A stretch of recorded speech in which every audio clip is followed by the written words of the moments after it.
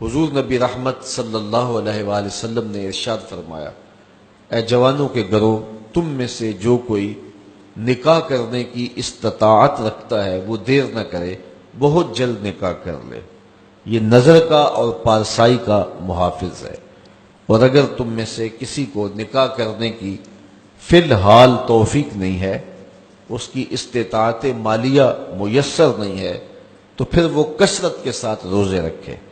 کیونکہ روزے نفسانی خواہشات کو توڑتے ہیں، آرزوؤں کو ختم کرتے ہیں۔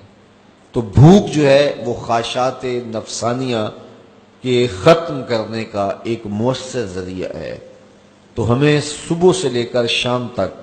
بھوک اور پیاس گوارا کروائی جاتی ہے، یہ مشق کروائی جاتی ہے تاکہ ہمارا نفس کمزور ہو۔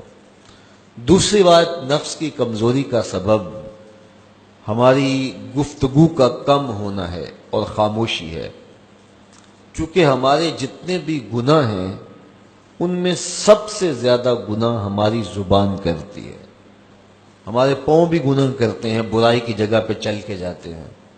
ہمارے ہاتھ بھی گناہ کر لیتے ہیں، کسی پہ ظلم جبر کرتے ہیں، ہمارے کان بھی گناہ کرتے ہیں کہ نغمے اور گیت سن لیتے ہیں، ہماری آنکھیں بھی گناہ کرتی ہیں کہ غیر محرم کو شہوات سے دیکھ لیتی ہیں، ہمارا دماغ اور سوچیں بھی بدکاری کر لیتی ہیں، ہمارے خیال بھی ناپاکیزہ ہو جاتے ہیں۔ لیکن سب سے زیادہ گناہ ہمارے بدن میں ہمارے جسم کا جو حصہ کرتا ہے وہ ہماری زبان ہے۔ ہاتھوں کے گناہ بھی محدود ہیں، کانوں کے گناہ بھی محدود ہیں، اسی طرح آنکھوں کے گناہ بھی ایک قسم پر مشتمل ہیں، لیکن جو زبان کے گناہ ہیں یہ کئی اقسام پر مشتمل ہیں۔ زبان جھوٹ بھی بولتی ہے، زبان غیبت بھی کرتی ہے، زبان بہتان بھی لگاتی ہے، زبان سب و شتم بھی کرتی ہے، گالی گلوچ بھی دیتی ہے، زبان جو ہے وہ تہمت بھی لگاتی ہے، اور زبان فضول گوئی بھی کرتی ہے۔ تو اس زبان کے بہت سارے فتنے ہیں، اس لیے اس زبان کو 32 دانتوں میں جکڑ کے رکھا گیا ہے،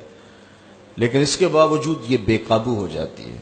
ایک روایت میں آتا ہے جب صبح طلوع ہوتی ہے تو پورے اعضائے بدنیاں زبان کے آگے ہاتھ جوڑتے ہیں اور اس کو کہتے ہیں کہ تو جو ہے وہ خاموش رہنا، تیری وجہ سے پورا بدن فتنے کا شکار ہوتا ہے۔ تو زبان کے گناہ سب سے زیادہ ہے، اسی لیے میرے اور آپ کے آقا و مولا نے ارشاد فرمایا، تم جو دو جبڑوں کے درمیان یعنی تمہاری زبان اور دو ٹانگوں کے درمیان تمہاری پارسائی کی جگہ، ان دو چیزوں کی مجھے ضمانت دے دو، میں محمد تمہیں جنت کی ضمانت دے دیتا ہوں صلی اللہ علیہ وسلم۔ تو یہ زبان بہت زیادہ گناہ جو ہیں وہ انسان کی زبان کے ہیں، اس لیے روزے کے اندر ہمیں اپنی زبان کو کنٹرول کرنے کی تاکید بھی کی گئی ہے۔ یہ خوراک بچاؤ مہم نہیں ہے روزہ کہ اس سے تم نے کوئی بچت کرنی ہے، بلکہ اس سے بھی نفس کشی کے لیے ماحول پیدا کیا گیا ہے۔ تو اگر پیٹ نے روزہ رکھا ہے تو زبان رکھتی نہیں ہے، تو پھر صرف پیٹ کا روزہ ہوا اور زبان کا روزہ ہی نہ ہوا، اور زیادہ گناہ جو ہیں وہ پیٹ کے نہیں ہیں، زیادہ گناہ زبان کے ہیں۔ اور اگر کوئی شخص